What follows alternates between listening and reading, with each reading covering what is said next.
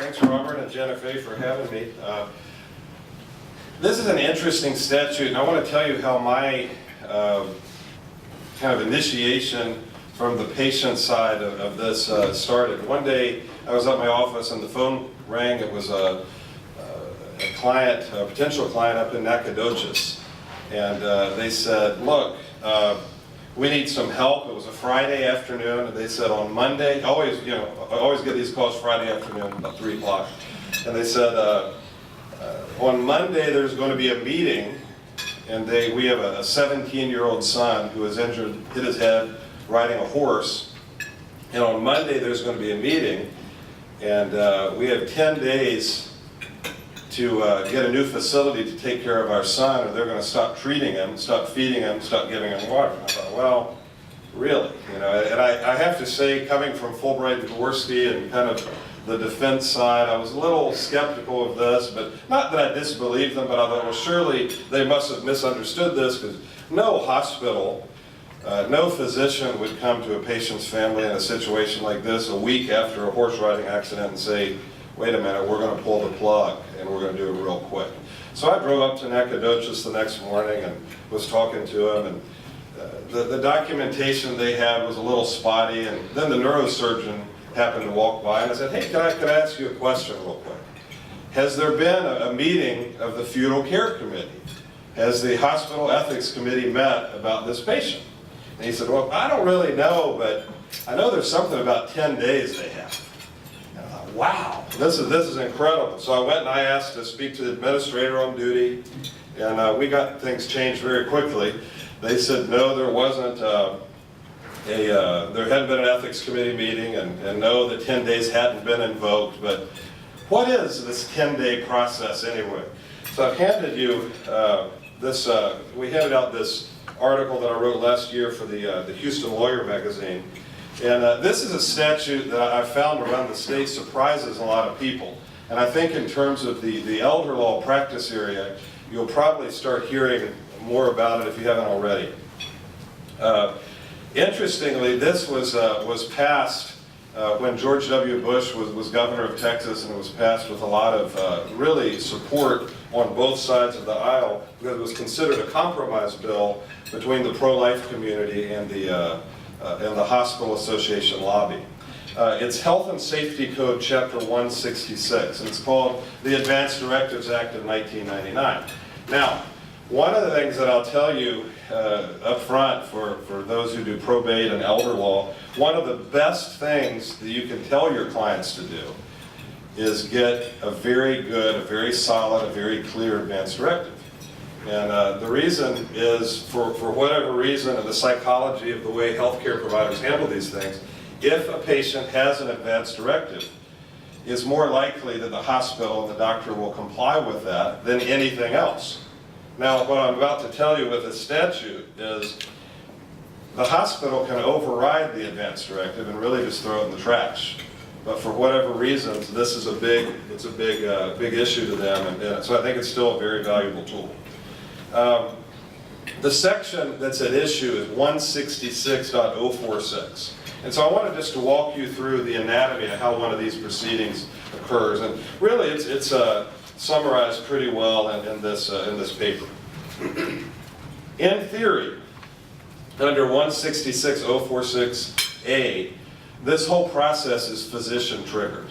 So if you imagine you have a patient, and admittedly, most of these cases happen in the elder law context, in that type of clients, but I've represented a number of them that are actually teenagers.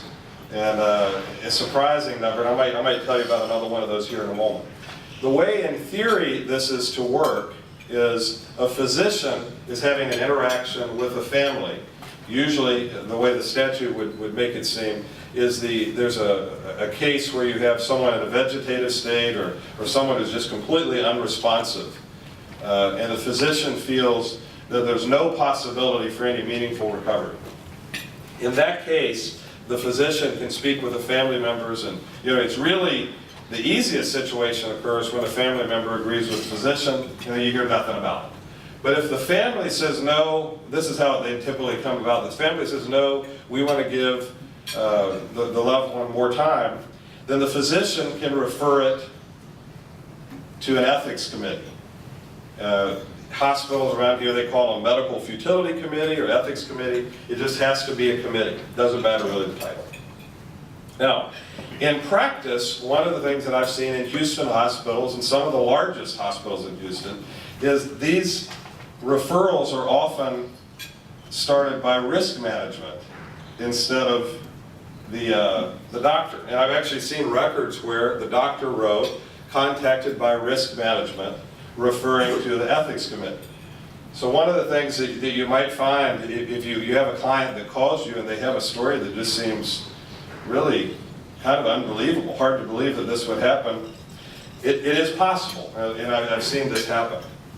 But the anatomy of this is, the statute gets into a hodgepodge of shalls and may and possibly should happen. And it's a very bizarre statute. If you go to 166046B, after a physician refers it to the ethics committee, the patient or the healthcare decision maker may be given written details of the procedure. Not must, may.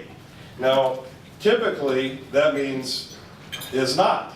It's verbally discussed, and this is one of the unfortunate things that happens in this, is you get a family member who's really concerned about their loved one who is maybe in a terminal condition or certainly in a serious condition, and they come up and say, look, they hear 10 days, and they freak out. They aren't given this written information. They shall be, under the statute, given 48 hours notice of the meeting of the ethics committee. 48 hours could be Friday at 5 o'clock.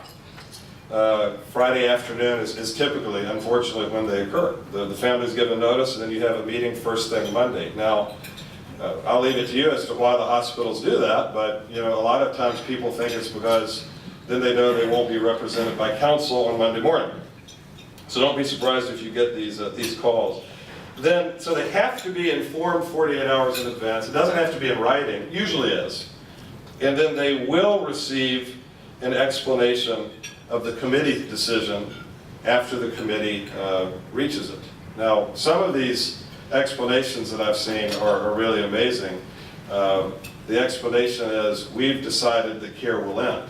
There's no rationale, no explanation of it at all. These haven't really been challenged that much. Other than procedurally, 166046B says that you have notice of 48 hours notice, and it has to be a committee, and you can attend.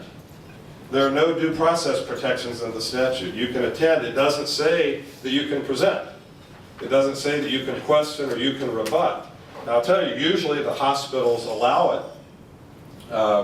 I've had situations when I've showed up for these ethics committee proceedings with a patient or with the patient's family, they say, oh, no, attorneys aren't allowed in. I said, well, great. If you're having a kangaroo court, then my client won't participate.